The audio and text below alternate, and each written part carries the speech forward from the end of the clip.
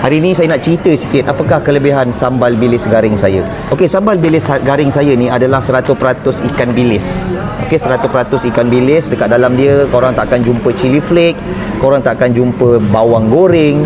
Ini adalah dalam 200 gram ikan bilis, sebab ini adalah ikan bilis mata biru, ikan teri mata biru.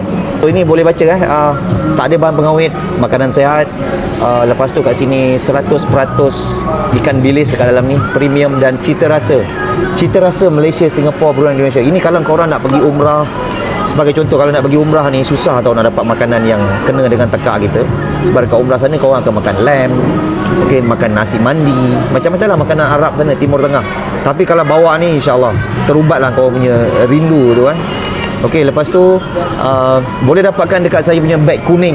Beg kuning, saya nak minta acik-acik semua tolong tekan beg kuning, support saya, sambal bilis garing saya.